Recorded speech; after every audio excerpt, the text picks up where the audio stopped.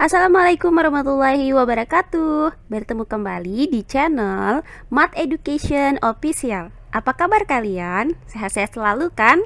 Dan tetap semangat belajar matematikanya. Pada pembelajaran kali ini akan kita pelajari materi di subbab yang keempat, yaitu pertumbuhan. Adapun submateri yang akan kita bahas adalah pertumbuhan positif. Baiklah, langsung saja kita simak materinya.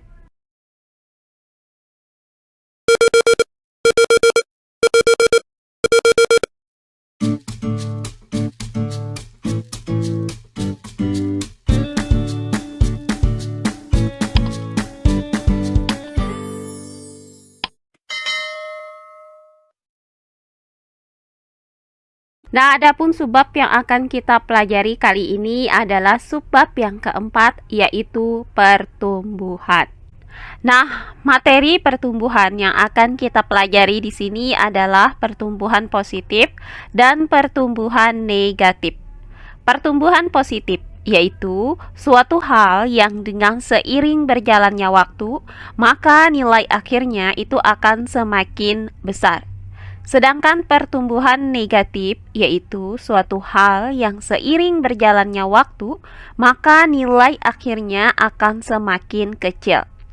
Nah, adapun contoh dari pertumbuhan positif adalah bunga majemuk. Nah, di mana bunga majemuk ini sudah kita pelajari pada pembelajaran sebelumnya. Contoh lainnya adalah pertumbuhan penduduk, kemudian pertumbuhan bakteri atau virus. Nah, sedangkan contoh dari pertumbuhan negatif adalah peluruhan. Nah, di subbab ini akan kita bahas materi pertumbuhan positif yang terdiri dari pertumbuhan penduduk dan pertumbuhan ganda, yaitu pertumbuhan bakteri atau virus. Dan materi untuk pertumbuhan negatif yaitu peluruhan. Nah, submateri pertama yang akan kita bahas adalah pertumbuhan positif. Contoh pertumbuhan positif yang pertama yaitu pertumbuhan penduduk. Nah, pertumbuhan penduduk itu dapat didefinisikan sebagai suatu fenomena perubahan jumlah penduduk dalam suatu wilayah. Pertumbuhan penduduk itu dipengaruhi oleh faktor kelahiran, kematian, dan migrasi. Perhatikan permasalahan berikut ini. Banyaknya penduduk di daerah istimewa Yogyakarta pada tahun 2020 adalah 4 juta jiwa. Diperkirakan laju pertumbuhan penduduk itu sebesar 1% per tahun. Maka jumlah penduduk pada awal tahun 2021 adalah sebagai berikut. Nah, diketahui jumlah penduduk awal itu 4 juta jiwa. Maka nilai M0 itu sama dengan 4 juta jiwa. Kemudian laju pertumbuhan penduduknya itu sebesar 1% per tahun. Artinya itu nilai I-nya sama dengan 0,01 per tahun. Maka pertambahan penduduknya adalah jumlah penduduk awal yaitu 4 juta jiwa dikali dengan laju pertumbuhan penduduk yaitu 0,01. Nah, hasil dari 4 juta jiwa dikali dengan 0,01 adalah 40.000 jiwa. Sehingga jumlah penduduk pada tahun 2021 adalah jumlah penduduk awal yaitu 4 juta jiwa ditambah dengan laju pertambahan penduduk yaitu 40.000 jiwa. Nah, hasilnya adalah 4.040.000 jiwa. Jadi, banyaknya penduduk pada awal tahun 2021 adalah 4.040.000 jiwa. Berikutnya, jumlah penduduk pada awal tahun 2022 adalah sebagai berikut.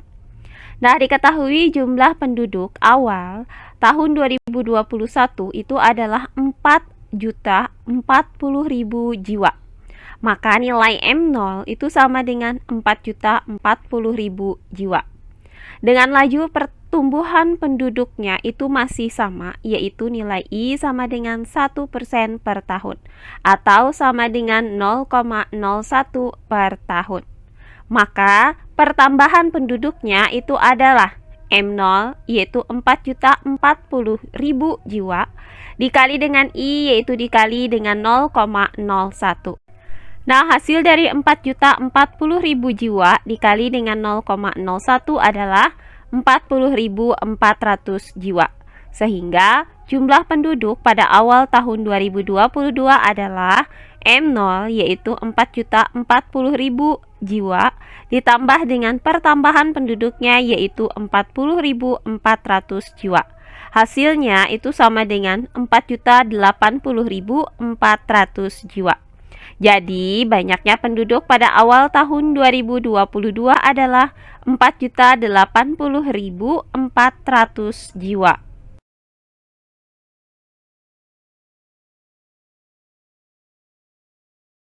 Nah, berikutnya, jumlah penduduk pada awal tahun 2023 adalah sebagai berikut. Nah, diketahui jumlah penduduk di awal tahun 2022 adalah 4.080.400 jiwa. Maka nilai M0 itu sama dengan 4.080.400 jiwa. Dengan laju pertumbuhan penduduknya ini masih sama yaitu 0,01 per tahun.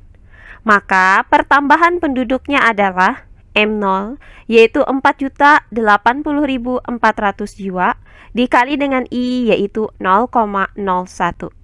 Nah, hasil dari 4.080.400 dikali dengan 0,01 adalah 40.804 jiwa. Sehingga jumlah penduduk pada awal tahun 2023 adalah M0 yaitu 4.080.400 jiwa ditambah dengan pertambahan penduduknya yaitu 40.804 jiwa. Hasilnya adalah 4.121.204 jiwa. Jadi, jumlah penduduk pada awal tahun 2023 adalah 4.121.204 jiwa. Oh iya, sebelum kita lanjut, jangan lupa like, komen, dan subscribe channel YouTube ini dan nyalakan lonceng notifikasinya agar kalian tidak ketinggalan video-video terbaru dari channel ini. Serta jangan lupa share video ini sebanyak-banyaknya ke teman-teman kalian agar kita bisa saling berbagi ilmu.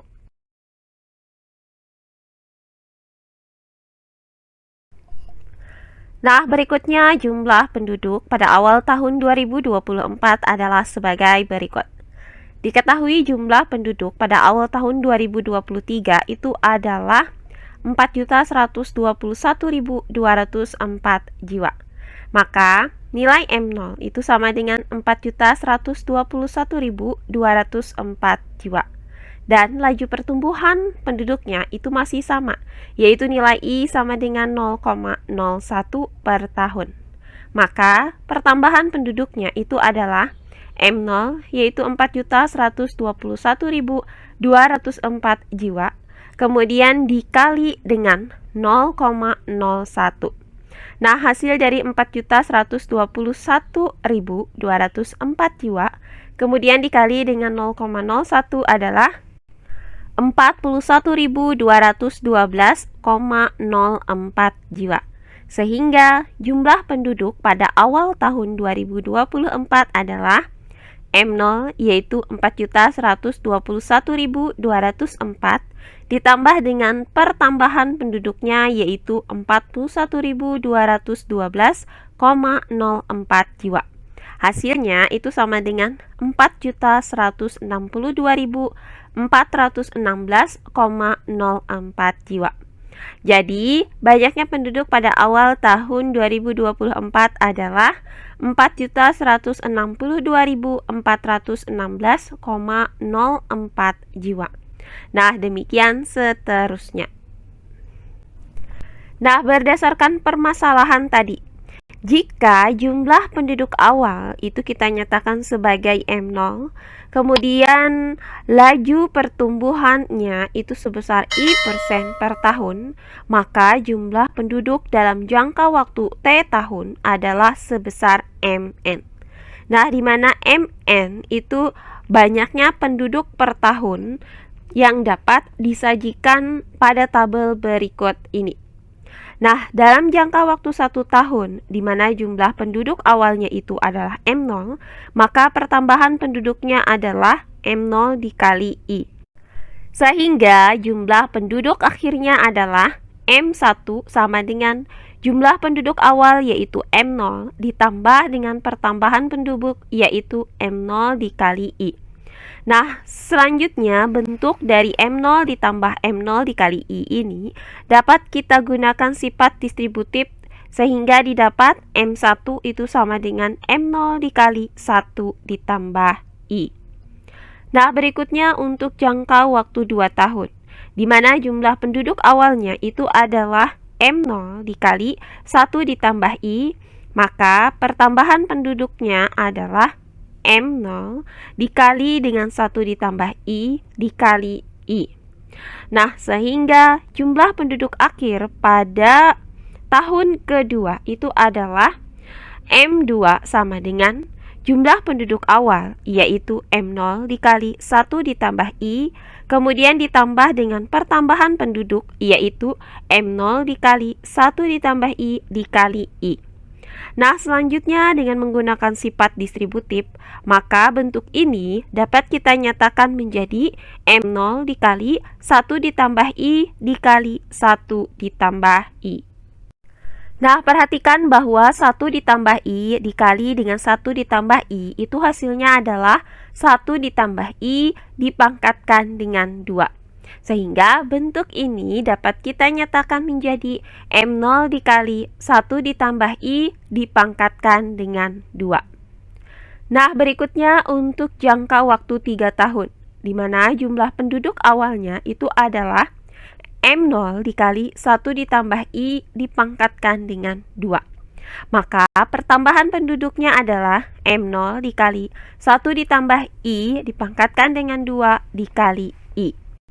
Sehingga jumlah penduduk akhir pada tahun ketiga adalah M3 sama dengan jumlah penduduk awal yaitu M0 dikali 1 ditambah I dipangkatkan dengan 2, kemudian ditambah dengan pertambahan penduduk yaitu M0 dikali 1 ditambah I dipangkatkan dengan 2 dikali I.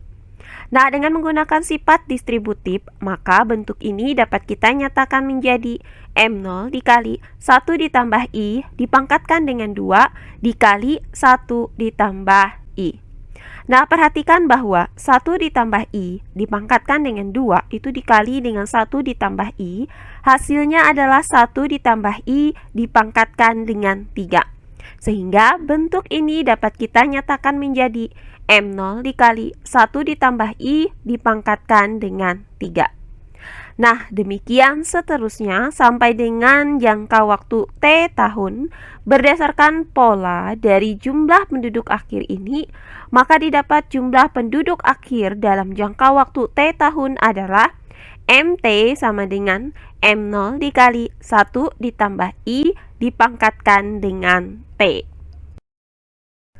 Nah, berdasarkan tabel tadi, maka jumlah penduduk akhir yaitu MT untuk setiap periode itu akan membentuk barisan bilangan dengan suku pertamanya adalah M0 dikali 1 ditambah I, kemudian suku keduanya adalah M0 dikali 1 ditambah I dipangkatkan dengan 2, kemudian suku ketiganya adalah M0 dikali 1 ditambah I dipangkatkan dengan 3, dan seterusnya.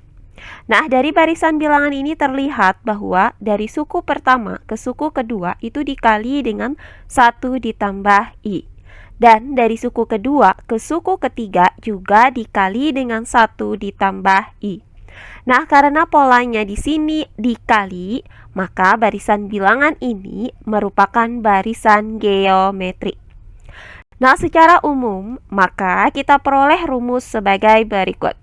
Jika diketahui jumlah penduduk awal itu sebanyak M0 dalam jangka waktu T tahun dengan tingkat laju pertumbuhan sebesar I, maka jumlah penduduk setelah tahun ke T itu dapat dirumuskan dengan MT sama dengan M0 dikali 1 ditambah I dipangkatkan dengan T. Nah, untuk persoalan penyusutan atau pengurangan jumlah penduduk, maka nilai I itu akan bernilai negatif. Nah, penyusutan jumlah penduduk itu termasuk dalam pertumbuhan negatif. Nah, untuk contoh-contoh soal yang berkaitan dengan pertumbuhan positif, yaitu pertumbuhan penduduk ini, akan kita bahas pada pembelajaran kita berikutnya. Nah, demikian pembelajaran kita kali ini di subbab yang keempat, yaitu pertumbuhan. Untuk submateri yang pertama, yaitu pertumbuhan positif. Semoga penjelasan dari saya mudah dimengerti oleh kalian semua. Jika ada yang kurang dipahami, silahkan kalian tulis di kolom komentar. Baiklah, untuk pembelajaran kali ini saya cukupkan sampai di sini. Bertemu kembali di pembelajaran kita berikutnya. Akhir kata saya ucapkan wassalamualaikum warahmatullahi wabarakatuh.